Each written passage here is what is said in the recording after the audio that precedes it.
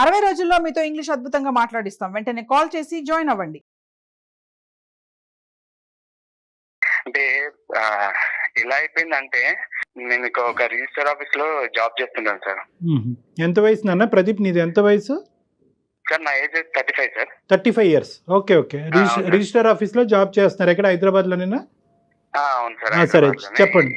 నేను చేస్తున్న ప్లేస్ లో అంటే బేసిక్ నా శాలరీ వచ్చేసి 40,000 సార్. ఓకే. నేను చేస్తున్న ప్లేస్ లో ఎన్నో income sources, side income sources ఎన్నో ఉంటాయి. నా గవర్నమెంట్ జాబే నాకు శాపం అయిపోయింది సార్. నా జాబే ఎందుకు అంటే నా వైఫ్ తోటి నాకు విపరీతమైన టార్చర్ ఉంది సార్. అంటే నేను అది పీక్ లెవెల్ భరించలేకపోతున్నాను సార్.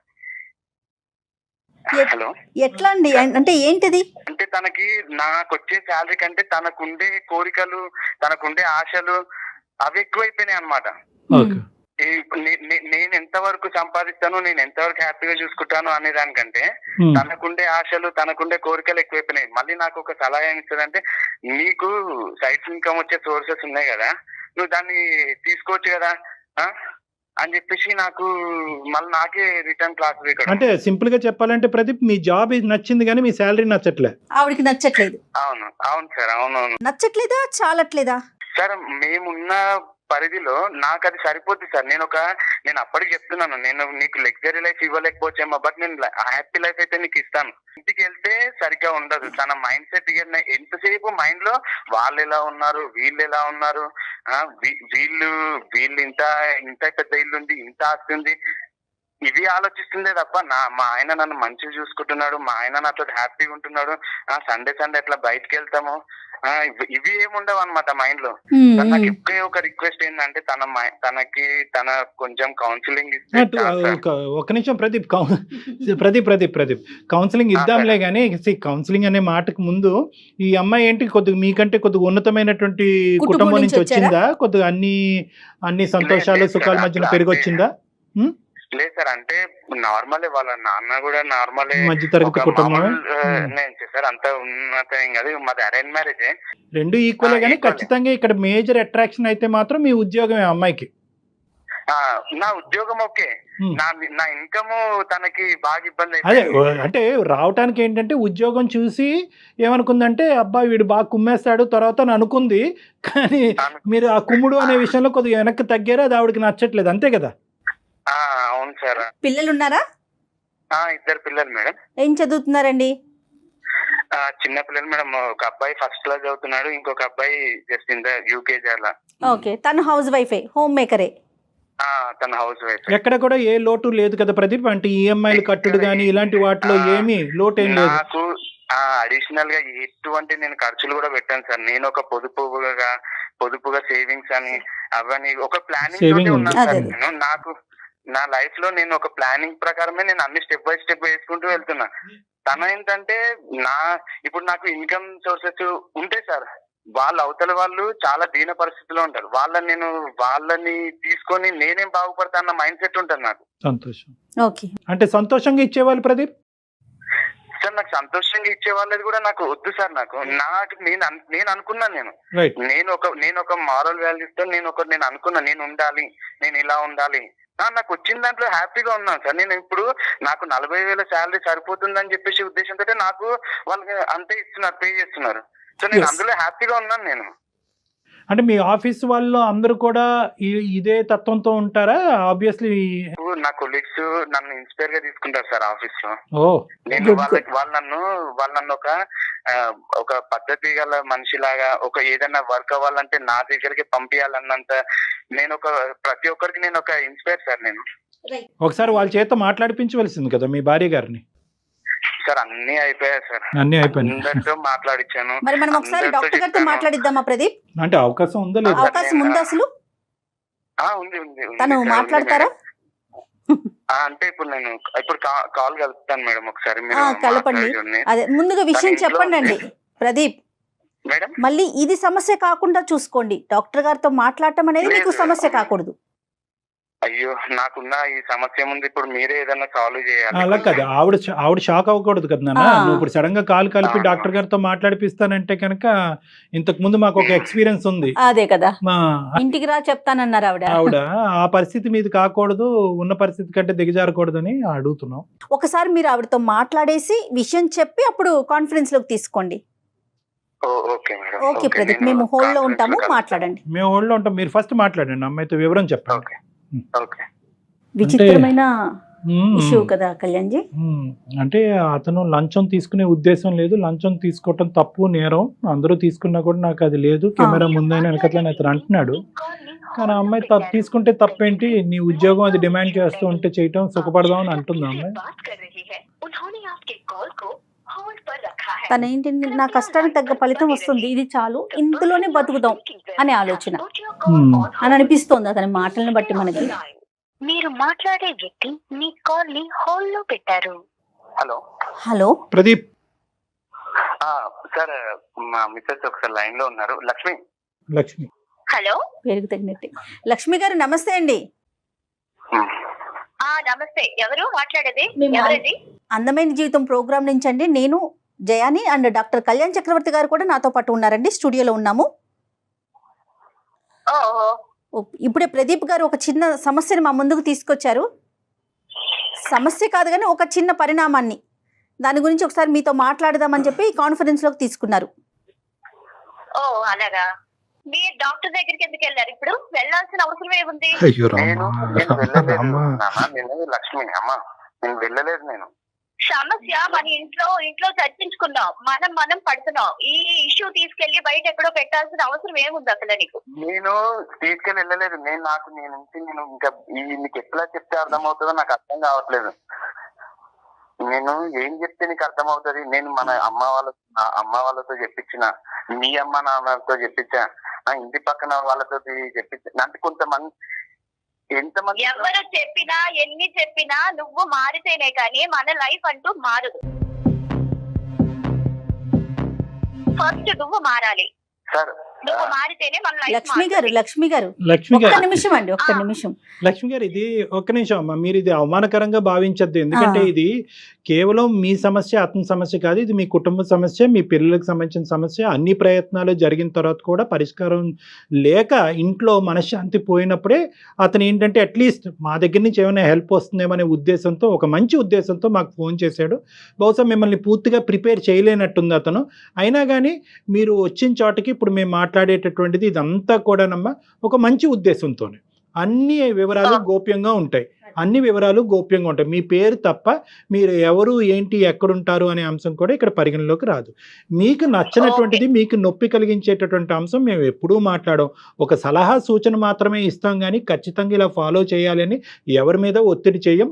భార్యాభర్తలని దూరం చేసేటటువంటి ఉద్దేశం అస్సలు మాకు లేదు. మీరు ఇంకా రానున్న రోజుల్లో స్మూత్గా ప్రయాణం చేయడానికి ఎటువంటి అంశాల మీద మీరు ఫోకస్ చేస్తే బాగుంటుంది అన్నది మాట్లాడుకుందాం, అంతేనమ్మా. Okay okay sir. కొద్దిగా చెప్పాడు నాకు అసలు తెలీదు, బట్ నా లైఫ్ అంతే విసిగిపోయిన్నాను సార్ నేను. అయ్యో అదేంటమ్మా? నా లైఫ్ అంతా విసిగి, ఆయన ఏం చెప్పారో మీకు నాకు తెలియదు కానీ మేడం, నా లైఫ్ మొత్తం నేను విసిగిపోయి ఉన్నాను మేడం. ఏంటి లక్ష్మి సమస్య ఏంటి మీకు? కాదు లక్ష్మి, మీ సమస్య ఏంటమ్మా? అంటే ఏం లేదు మేడం, పైకి చూడడానికి మా లైఫ్ చాలా అందంగానే ఉంటుంది. ఆయన ఒక గవర్నమెంట్ ఎంప్లాయ్, జాబ్ ఉంది, పేరుకి జాబ్ ఉంది, నెలకి 40,000 వస్తుంది. ఓకే, ఆ జీతం దేనికి సరిపోతుంది అనేది మాకు అసలు ఏం అర్థం కావట్లేదు మేడం. ఇప్పుడున్న రోజుల్లో, ఇప్పుడున్న క్యాలిక్యులేషన్స్ బట్టి ఆ డబ్బు అసలు దేనికి చెయ్యాలి? ఇంట్లో ఉన్న ఎక్స్పెన్సెస్ ఏంటి? ఆయనకి ఎక్స్ట్రా మనీ తీసుకునే ఛాన్స్ ఉండి కూడా లేదు, నేను ఒక్క రూపాయి కూడా తీసుకోను, నాకు ఇచ్చిన జీతంలోనే మనం బతుకుదాం, దీని మీదే మన లైఫ్ లాంగ్ వెళ్దాం, నేను వేరే ఒక్క రూపాయి నేను ఆశించను, నాకు వద్దు ఎక్స్ట్రా మనీ చెప్తూ ఉంటే. అంటే ఎక్కువ ఓవర్ టైం వర్క్ చేసి ఎక్స్ట్రా మనీ వస్తుందండి, ఎట్లమ్మా? అలాగేం లేదు సార్. మేడం, ఆయన ఎంత వర్క్ చేసినా సేమ్ వచ్చేది మాత్రం అదే ఫిగర్ మేడం, అంతే వస్తుంది. కాదు నాన్న, ఎక్స్ట్రా మనీ అంటే ఏంటి? అంటే మీ ఉద్దేశంలో ఏంటి? ఎక్స్ట్రా మనీ అంటే ఇప్పుడు ఆయన ఒక government employee sir. Government employee అయితే ఇప్పుడు వాళ్ళు ఏమన్నా లైక్ రిజిస్ట్రేషన్ ఆఫీస్ లో జరిగే వాటికి వాళ్ళు వర్క్ కంప్లీట్ అయిన తర్వాత వాళ్ళ సంతోషంతో వాళ్ళు ఇస్తారు మనీ. ఏ భాష అయినా లంచం అంతేగా? అంతే సార్. అది ఇచ్చిన దాన్ని కూడా అంటే ఇప్పుడు మీరు వెళ్ళి బలవంతంగా లాక్కోమని నేను చెప్పట్లేదు సార్. నాడు సంతోషంగా ఇచ్చాడు, బలవంతంగా ఏడుస్తూ ఇచ్చాడు, లాక్కోవాలి, మనకేం అడిగి తెలుసులేండి తీసుకోండి కానమ్మా. అని మాత్రం నేను అనను. వాళ్ళ సంతోషంతో వాళ్ళ పని అయిన తర్వాత వాళ్ళ చేతికి ఇస్తున్నది కూడా నాకు వద్దు అని చెప్తుంటే అది ఎలా ఉంటుంది సార్? అలాంటివి కూడా తీసుకోకుండా ఇప్పుడు లైఫ్ ఎలా లీడ్ చేద్దామని ఇప్పుడున్న రోజుల్లో. కాదమ్మా, ఎక్కడన్నా మీరు అది రాసి ఉండటం చూసారా? సంతోషంగా ఇస్తే కనుక లంచం కాదు, ఏడుస్తూ ఇస్తే కనుక లంచం అనేది ఎక్కడన్నా చూసారా మీరు? కాదుగా. అదేం చూడలేదు సార్, తెలుస్తుంది విషయాలు. ఆయన నోట్ అంటే ఆయనే చెప్పారు నాకు. అదే అదే అదే అదేనమ్మా. శాపమైంది. ఇప్పుడు నువ్వు చెప్పిన విషయమే కదా, నువ్వే చెప్పావు కదా నాతో. వాళ్ళు ఇలాగ సంతోషంతో పని అయ్యింది తర్వాత తీసుకుంటాను, నేను తీసుకోనని చెప్తుంటే ఎలా? బాగా ఆవిడ ఇన్ఫ్లుయెన్స్ అయ్యింది, కంప్లీట్ గా ఆవిడ బ్రెయిన్ వాష్ అయ్యింది. కానీ నాకు రివర్స్ అయ్యి ఇలా నన్ను టార్చర్ పెడుతుంది నేను అసలు ఎక్స్పెక్ట్ చేయలేదు లక్ష్మి నీ అతను దగ్గర. మంచిగా చెప్పింది. ఇది రివర్స్ కాదు, రివర్స్ అని ఎందుకు అనుకుంటున్నావు నువ్వు? నన్ను తీసుకొని నేను చెప్పట్లేదు, అవతల వాళ్ళని కొట్టి మీరు నాకు ఇది ఇవ్వండి, మీకు ఇది ఇస్తేనే కానీ నేను మీకు పని చేయను అని మీరు చెప్పనట్లేదు. వాళ్ళ వర్క్ చేస్తున్నారు, కంప్లీట్ చేస్తున్నారు. వాళ్ళ పని తొందరగా చేయడం వల్ల వాళ్ళ సంతోషంతో ఇచ్చిన డబ్బును కూడా మీరు అది ఎందుకు వదులుకుంటున్నారు అన్న ఇది. ఇప్పుడు ఉన్న డబ్బులతో మనకి ఖర్చులు సరిపోతాయా? ఏ సీసీటీవీ కెమెరాలోనో అతను ఏ ఏసీబీఓలకో చిక్కాడు అనుకోండి, చెప్తున్నా ఉదాహరణకి, చిక్కాడు అనుకోండి, ఎవడైతే సంతోషంగా డబ్బులు ఇస్తానన్నవాడు వచ్చి చెప్తాడా ఏమండి నేను సంతోషంగానే ఇచ్చానండి అని చెప్తాడా? అది చెప్పరు సార్, చెప్పరు. కాకపోతే నేను బలంగా తీసుకోమని చెప్పట్లేదు కదా సార్. ఇప్పుడు ఆ కెమెరాలు ఉన్నాయి, రైట్, కరెక్టే, ఆ విషయం నేను కాదనట్లేదు. కాకపోతే ఇచ్చే వాళ్ళు ఇప్పుడు అక్కడ ఎదురుగా కెమెరాల దగ్గర ఇవ్వాలని ఏముంది, తర్వాత పక్కకు వచ్చి ఇవ్వచ్చు లేదా ఇంటికి వచ్చి ఇవ్వచ్చు, లైక్ ఇలాంటివి కూడా జరిగిన ఇష్యూస్. అలాంటివి కూడా చేతికి వచ్చిన దాన్ని కూడా వదులుకుని క్లూస్ కూడా మీరే చెప్పేస్తున్నారు లక్ష్మి, పేరుకు తగినట్టు, లక్ష్మీదేవికి తగినట్టుగా దానికి క్లూస్ కూడా మీరే చెప్పేస్తున్నారు మా మేడం. మీకు జనరల్ గా మీరు ఒక అమ్మాయే కాబట్టి, మీరు ఒక ఆడవాడు కాబట్టి ఇప్పుడు ఈ ప్రాబ్లం నేను మీకు అర్థం అవుతుందని నేను నాకు అనుకుంటున్నాను. అర్థమైందండి. కాదు, ఫంక్షన్ ఉందనుకోండి, ఒక అకేషన్ ఉంది మేడం, అకేషన్ కి వెళ్తాము, పేరుకి ఏంటంటే అందరూ మీ ఆయన ఒక గవర్నమెంట్ ఎంప్లాయీ కదా, ఓకే మీకు ఇది ఉంటుంది, అన్ని జ్యువెలరీ ఇంత సారీ, ఆ టైప్ ఆఫ్ వాళ్ళ థింకింగ్ ఉంటుంది, వే ఆఫ్ థింకింగ్ ఆ విధంగా ఉంటుంది. లక్ష్మి అలా కాదు మేడం. లక్ష్మి గారు ఒక్క నిమిషం అండి, ఒక్క నిమిషం. కరెక్టే, మన చుట్టుపక్కల ఉన్నవారు వారి తాహతకు తగినట్లుగా వారు ఉంటారు. మన కెపాసిటీ ఎంతో మనం అలా కదా ఉండాలి. మరి మన పిల్లలకి మనం ఏమి నేర్పిస్తున్నాం? నా భర్త న్యాయపరంగా ముందుకెళ్తున్నాడు, అతను చూసి నేను గర్వపడుతున్నానని ఒక్క మాట చెప్తే కనుక 100కి 100 నోరు మూసుకుంటాయమ్మా. అంటే నువ్వు చెప్పేటట్టు చెప్పింది రైటే. నా విషయం ఏంటి చెప్పండి, ఒక ఫ్యామిలీ ఫంక్షన్స్ కి వెళ్ళినా లేదంటే ఒక ఏమైనా పార్టీస్ కి దేనికి వెళ్దామన్నా, ఈవెన్ కనీసం ఒక పార్టీకి కానీ మ్యారేజెస్ కానీ అటెండ్ అయితే ఒక్కరికి ఒక మంచి డ్రెస్ అనేది ఉంటుంది సార్. మాకు వచ్చిన దాంట్లో ఏ ఎక్స్ట్రా లంచ్ అనేది ఎక్స్ట్రా రూపీస్ తీసుకోకుండా మేము బాగానే హ్యాపీగానే ఉండగలం. పిల్లల పరిస్థితి ఏంటి సార్? రేపు పాపకి ఇప్పుడు స్కూల్ అడ్మిట్ చేయాలంటే 1 lakh రూపీస్ సార్. చిన్న పాపకి స్కూల్లో అడ్మిట్ చేయాలంటే 1 లక్ష రూపాయలు. ఇప్పుడు రేపు ఏమన్నా డాక్టర్ సీట్ ఇలాంటిది ఏమన్నా వస్తే ఏం చేయాలి సార్? అమ్మ, నీ భర్త ఒకప్పుడు నీ భర్త ఒక డొనేషన్ అనే పేరుతో వాళ్ళు లంచాలు తీసుకుంటున్నారు. బట్ మేము దాని డొనేషన్ అంతా దీనికి ఎందుకు లంచం అని పేరు పెడుతున్నారు? ఎవరో గడ్డి తిన్నారని చెప్పి మీ అందరూ గడ్డి తినక్కర్లేదు. Point number 1. పాయింట్ నెంబర్ 2, ఒకప్పుడు నీ భర్త ఒక సాఫ్ట్వేర్ ఉద్యోగస్తుడు అయ్యాడు అనుకో, చెప్తున్నాను, ఒక ఫిక్స్డ్ టైమింగ్ బట్టి ఫిక్స్డ్ శాలరీ బట్టి ఉండుంటే కనుక ఏం చేద్దాం అమ్మా, వదిలి వెళ్ళిపోయి ఉండేదానివా? ఇంతే వచ్చిందని సరిపెట్టుకుని ఉండేదానివా? నెంబర్ 1. నెంబర్ 2 ఏంటంటే కనుక గవర్నమెంట్ ఉద్యోగం ఉంది కాబట్టి లంచాలు తీసుకోవటం ఒక కెపాసిటీ ఉంటుంది కాబట్టి శాలరీ కంటే 10 రెట్లు డబ్బులు వస్తాయి కాబట్టి చేసుకున్నావా నువ్వు ఇతన్ని? అలాగని కాదు సార్, అలాగని కాదు. ఉన్న అమౌంట్ తో ఇప్పుడు లైఫ్ లీడ్ చేయడం కష్టం. మీరు ఏం చదువుకున్నారు? డిగ్రీ చేశాను మేడం. ఓకే, మీరు ఏదైనా చిన్న ఉద్యోగం చేసుకోవచ్చు కదా, ఆయనతో పాటుగా ఎంతో కొంత సహాయంగా ఉంటుంది కదా. 40+20 కదా.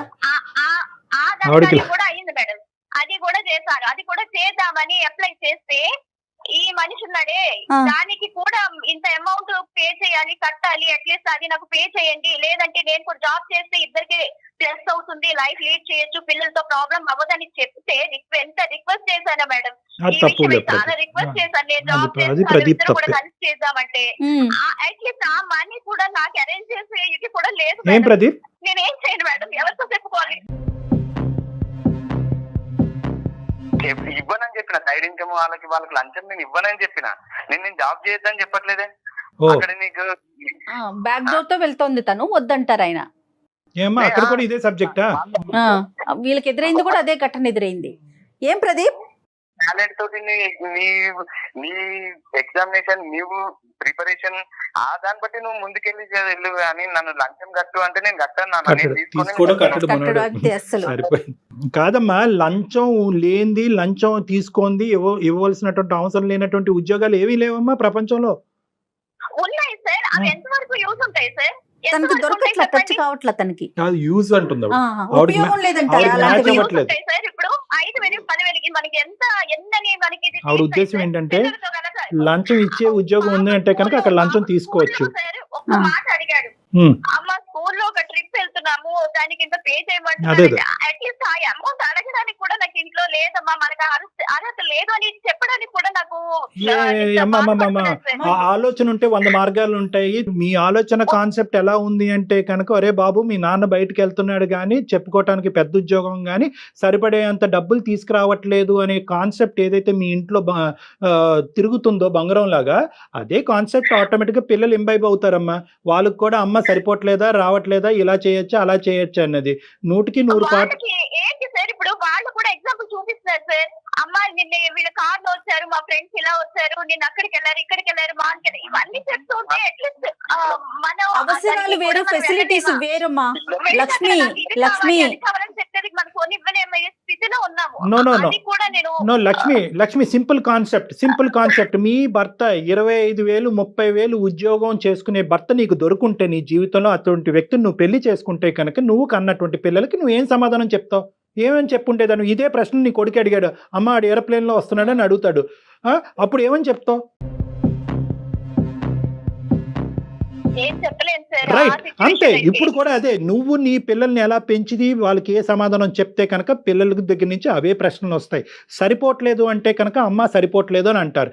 మీరేమొచ్చి వజ్ర వైడూర్యాల వైపు చూస్తే కనుక వాడు కార్లు ఏరోప్లేన్స్ వైపు చూస్తారు. సో ఇక్కడ ఏంటంటే తల్లి చూసేటటువంటి విధానం బట్టి పిల్లల యొక్క పెంపకం ఉంటుంది, వాళ్ళు అడిగేటటువంటి ప్రశ్నలు ఉంటాయి. The battle is between 2 things. ఒకటి ఏంటంటే మెటీరియలిస్టిక్ వర్సెస్ ఎథికల్. నాకు ఇది కుర్చీ అంటే కనుక ఈ కుర్చీ సరిపోతుంది, నాకు ఈ ఫ్యాన్ అంటే కనుక ఈ ఫ్యాన్ సరిపోతుంది, నాకు ఏసీ ఉంటేనే నేను ఉంటాను, నాకు రిలాక్స్డ్ చైర్ ఉంటేనే ఉంటానంటే కనుక మీ మైండ్ సెట్ ఎప్పుడు కూడా అటువైపే ఉంటుంది. నీ భర్త ఇప్పుడు ఏమి తప్పుగా మాట్లాడుతున్నాడని మీకు అనిపిస్తుందా, లేదంటే ఎథికల్గా మాట్లాడుతున్నాడని అనిపిస్తుందా? ఎలా అనిపిస్తుంది మీ భర్త గురించి? చేతకానోడి కింద అనిపిస్తుందా, లేదంటే ఒక ఎథికల్గా మాట్లాడేటటువంటి వ్యక్తి గురించి అనిపిస్తుందా? మీకు ఎలా ఉంది? ఎథికల్ గానే మాట్లాడుతున్నాడు సార్. కాకపోతే నేను అనేది ఇప్పుడు మనకి ఇది తప్ప వేరే ఏం లేదు అంటే మనకున్న లిమిట్స్ లోనే మనకున్న మనీలోనే హ్యాపీగా ఉండొచ్చు. బట్ ఛాన్స్ ఉండి కూడా ఎందుకు ఇలాగే ఉన్నారు? ఎవరైనా క్వశ్చన్ చేస్తే ఏంటి గవర్నమెంట్ ఎంప్లాయీ కదా, ఈ ఛాన్స్ అనే పదమే తప్పమ్మా. ఈ ఛాన్స్ వల్ల 10 రూపాయలు తీసుకోవచ్చు, 10 సంవత్సరాలు జైల్లో అన్నా ఉండొచ్చు. ఈ పదం వాడుతున్నారు చూడండి, ఛాన్స్, ఆపర్చునిటీ, బంగారు ఛాన్స్, గోల్డెన్ ఛాన్స్ అంటున్నారు చూడండి, అవి కాదు. అదే ఛాన్స్ డబ్బులు తీసుకుంటున్నప్పుడు మీ భర్త అడ్డంగా ఎవరికైనా ఏసీబీ వాళ్ళకి దొరికి ఒక 10 సంవత్సరాలు జైల్లో ఉంటే కనుక అప్పుడు మీరు మాకు ఫోన్ చేస్తారు వేరే కారణం పెట్టు. కాదండి, వాళ్ళే డబ్బులు ఇస్తూ కావాలని ప్లాన్డ్ గా కూడా ఇచ్చి బుక్ అయితే ఉంటే అసలుకే మోసం కాదు. గుడ్డు తినాలండి, కోడినే కోసేసుకుంటామంటున్నారు మీరు. ఒకసారి ప్రాక్టికల్ గా ఆలోచించండి. ఈరోజు షార్ట్ కట్ మార్గాల్లోకి వెళ్తే కనుక లక్షలు రావచ్చు, కానీ అడ్డంగా దొరకచ్చు. దానివల్ల చాలా పరిణామాలు చాలా భయంకరంగా ఉండబోతాయి. మీకు అది తెలియట్లేదు, మీరు ఈ bad side of the things చూడలేకపోతున్నారు. అది ఇక్కడ వాళ్ళే ఇస్తామంటున్నారు కానీ కోణంలోకి వెళ్ళిపోతున్నారు. వాళ్ళు ఇచ్చినా, ఇతను ఆనందంగా తీసుకున్నా, వాళ్ళు బాధపడుతూ ఇచ్చినా, ఎలా తీసుకున్నా at the end of the day మొదట్లో చెప్పినట్టుగానే దాని పేరు లంచం. అంతే. లంచం తీసుకోవటం, ఇవ్వటం అనేటటువంటిది కూడా రెండు చట్టరీత్యా నేరం. ఈ రోజున ఎవరున్నారు సార్ అలాగా? ఇప్పుడు మన బలవంతంగా అడిగి తీసుకోవట్లేదు. ఎవరున్నా లేకపోయినా మనకి ఉన్నది ఒకటే లైఫ్ సార్. ఉన్న ఒక్క లైఫ్ కూడా మనం ఎంజాయ్ చేయకపోతే ఎలా సార్? అమ్మాయి ఎవరు లక్షలు అడగమని చెప్పట్లేదు కదా, ఇచ్చింది తీసుకోవడానికి ఫిక్స్ అయ్యారు. అప్పుడు నేను ఏదైనా దారి తప్పితే ఈయన ఇలా అయిపోయాడు, అలా అయిపోయాడు. నువ్వు దారి తప్పుతావు. నువ్వు దారి తప్పే మనిషి అయితే ఎప్పుడో బాగుపడుతున్నా. అరే అమ్మ, నువ్వు దారి తప్పకూడదని దేవుడు దండం పెట్టుకోవాలమ్మా. నాకు ఒకటి అర్థం కావట్లేదు, ఏమైనా గాంధీజీ వంశం నుంచి వచ్చావా ఏంటి? నేను చెప్పట్లేదు, ఇచ్చింది సంతోషంగా తీసుకోవడానికి ఏంటి నీకు ప్రాబ్లం ఏంటి? అతనిది గాంధీ వంశమా, నీది హిట్లర్ వంశమా అనే సబ్జెక్ట్ తీసి పక్కన పెట్టండి. ఇది కాదు మనం మాట్లాడుకునేది. ఇప్పుడు ఏంటంటే లంచం సంతోషంగా ఇస్తే తీసుకోవాలి అని నువ్వు అంటున్నావు, కానీ మేము చెప్పేటటువంటి సబ్జెక్ట్ ఏంటంటే ఆ లంచం తీసుకుంటూ నీ భర్త దొరికిపోతే అప్పుడు పరిస్థితి ఏంటి అనే ప్రశ్న నిన్ను అడుగుతున్నాం. మీరు దొరకనప్పుడు సిచ్యువేషన్ గురించి మాట్లాడుతున్నారు లక్ష్మి, దొరికిపోతే సిచ్యువేషన్ గురించి మేము మాట్లాడుతున్నాం.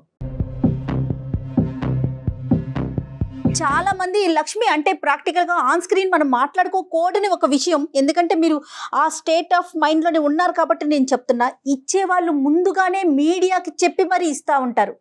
అలాంటి కేసులు కూడా కోకొల్లలు కదా. దొరుకుతాడా దొరకడా అన్నది కాదమ్మా, ఇది అతని యొక్క వ్యక్తిత్వం. నీ భర్త యొక్క వ్యక్తిత్వము తాకట్టు పెట్టుకుని ఒక పిచ్చి పని చేయవలసినటువంటి అవసరం ఏముందమ్మా? ఈ రోజు కదా నీ వ్యక్తిత్వాన్ని విరగ్గొట్టుకుని మిమ్మల్ని ఒక పని చేయమంటాడు నీ భర్త, నువ్వు చేస్తావా? ఒక మనిషికి ఒక వ్యక్తిత్వానికి మించినటువంటి ఆస్తి ఏముందమ్మా? ఏముంది? చప్పట్లు కొట్టించు, నలుగురు చేత చప్పట్లు కొట్టించు, నా భర్త ఇంత గొప్పవాడు అని చెప్పి. ఇంత దూరంగా ఉండి మీకు మాకు ఏ సంబంధం లేనటువంటి ఈ ప్రోగ్రాం నడిపిస్తూనే మేము మీ భర్తను చూసి ఆహా అనుకున్నాం, నేను జయ గారు చూసుకుని ఇందాక.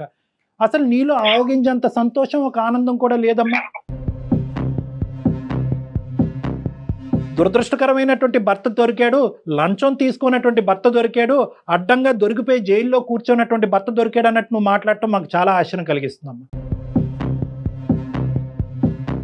సో ఈ రోజు ఉన్నదాంతో ఎలా సరిపెట్టుకోవాలి? లేదు, స్తోమత లేదు, పిల్లల భవిష్యత్తు, మెడిసిన్ చదివించాలి, అప్పుడు డొనేషన్లు కట్టాలి అంటే కనుక దానికి వేరే మార్గాలు ఉన్నాయి. లక్ష్మి ఉన్నావా? కట్ చేసావమ్మా. మీకు రియాలిటీ చెప్తున్నానన్నా, రియాలిటీ చెప్తున్నా. ఈ రోజుతో అయిపోయే జీవితం కాదు. ఈ రోజు ఏం మీ భర్త రిజైన్ అయిపోవట్లేదు. ఇంకా రానున్న రోజుల్లో ప్రమోషన్లు వస్తాయి, ఇంక్రిమెంట్లు వస్తాయి, ఇంకా ఉన్నతమైన స్థాయిలోకి వెళ్తారు. మీరు ఉద్యోగం చేయటం మొదలు పెడితే 2 చేతులతో సంపాదిస్తారు. తీసుకెళ్లి ఏ ల్యాండ్ మీదో ఏ బ్యాంకులోనో వేసి ఇన్వెస్ట్ చేయండి, సేవ్ చేయండి. 10కి 10 పెరుగుతుంది. రేపొద్దున మీ పిల్లలు ఎదిగి మా తండ్రి ఇంత నీతిమంతుడిగా మమ్మల్ని పెద్ద చేశాడు, అడ్డదోవల్లోకి వెళ్ళి మమ్మల్ని పెంచలేదని గొప్పగా చెప్పుకుంటారు. ఇవమ్మా ఎల్లకాలం కలకాలం నిలబడేది, గోళ్ళు మేళ్ళు కాదు. లక్ష్మి బాధపడకమ్మా, గట్టిగా చెప్తే క్షమించు, కానీ ఉన్న మాట చెప్పాలి కాబట్టి అలా చెప్పాను. ఇంట్లో మానసిక ప్రశాంతత ప్రధానమైనటువంటి అంశం. అదే కోట్లాది రూపాయలు. నీ భర్త ఇంటికి వచ్చినప్పుడు సంతోషంగా అతన్ని ఆహ్వానించు. ఇంట్లో అందరు ఇంటిళ్ళ పాలి సంతోషంగా ఉండేటట్టు చూసుకో. రేపొద్దున దాని యొక్క ఫలితం ఏంటన్నది నీకే అర్థం అవుతుందమ్మా. ఆయుష్ పెరుగుతుంది, ఆరోగ్యం పెరుగుతుంది, ఆనందం పెరుగుతుంది. ఫస్ట్ ఆ కాన్సెప్ట్, ఈ డబ్బు అనే కాన్సెప్ట్ కాసేపు పక్కన పెట్టి ఆనందంగా జీవించడం ఎలా అనే దాని మీద కాన్సన్ట్రేట్ చేయి. అది కేవలం డబ్బుతోనే రాదు. అమ్మా లక్ష్మి ఏడుస్తా, నేను నువ్వు ఏడవాలని చెప్పేసి నీకు వాళ్ళతో డాక్టర్తో గానీ మేడంతో గానీ నీకు క్లాస్ తీయించాలన్నది నా ఉద్దేశం కాదు. నీకు నేను చెప్పి ఏ వర్షంలో చెప్పినా నీకు అర్థం కావట్లేదు అన్న ఒక చిన్న బాధతోటి నేను వాళ్ళతో నీకు మాట్లాడించాను కదా. నువ్వు ఏడవాలని కాదు. ఓకే, ఆలోచించుకో. మీ ఆయన పదే పదే ఏడిపించారు అని అంటున్నాడు మమ్మల్ని. మేమేమి ఎవరిని ఏడిపించలేదమ్మా. ఉన్న మాట చెప్తే నీకు చేదుగా అనిపిస్తుంది కాబట్టి మాట్లాడుతున్నామమ్మా. లక్ష్మి 4 మెతుకులు నోట్లోకి వెళ్ళటానికి ఎన్నో బాధలు పడుతున్నారు లక్ష్మి. నిజం చెప్పాలంటే మనమంతా చాలా సంతోషంగా ఉన్నాం. లక్ష్మి అమ్మా, ఒక్కటి ఫైనల్ గా ఏమనుకుంటున్నావు చెప్పమ్మా. అదే సార్, ఇప్పుడు మనకి ప్రపంచం అంతా ఇలా బాగుంది చూడాలి, రామరాజ్యం అని చెప్పేసి ఆ లెవెల్లో ఆ టైప్ లో చెప్తున్నారు సార్ మీరు చెప్పే నీతులన్నీ. అలా ఎలాగ సార్? వినడానికి అన్ని వివేకానంద నీతులు చాలా చాలా బాగుంటాయి సార్. అందులో మనకి దిగితేనే కదా సార్, అనుభవిస్తేనే కదా సార్ మనం పడే బాధ అనేది తెలుస్తుంది. ప్రపంచం ఇరుగు పొరుగు ఎదిరిల్లు పక్కిల్లు గురించి నీకు అనవసరం అమ్మా. ఇందాకటి నుంచి నేను ఒకే మాట చెప్తున్నాను, ఏ పుట్టలో ఏ పావుందో మనకు తెలియదు అనేటటువంటిది. మనకు దేవుడు ఏమి ఇచ్చాడు అనేటటువంటి దాంతో మనం రిస్క్ లేకుండా సంతోషంగా ఉండటం గురించి చెప్తున్నాను. లోకమంతా పచ్చగా ఉందా, లోకమంతా రామరాజ్యం అనేటటువంటి మాట నేను అనట్లేదు. లోకం ఎలా ఉంది ఎలా ఉండదు అనేటటువంటి మాట తీసి పక్కన పెడితే మనకి ఏ సంపాదన లేకుండా అయితే మనం లేవుగా. కేవలం లంచాల మీదే బతకవలసినటువంటి అవసరం లేదు కదా. మనం కరెక్ట్గా ఉండి మన ఎత్తుకలుగా ఉంటూ ఇంట్లో సంతోషం సుఖంతో పాటు ఉండుతూ భర్తకు నచ్చేటటువంటి విధంగా నడుచుకునేటటువంటి పద్ధతిని మనం అనుసరిస్తే కనుక ఆ సుఖమే రామరాజ్యం, ఆ సుఖమే పచ్చదనం. అలా అనుకుని ముందుకెళ్ళమంటున్నానమ్మా. లోకం బట్టి మనం ఎందుకు ప్రయాణం చేయాలి?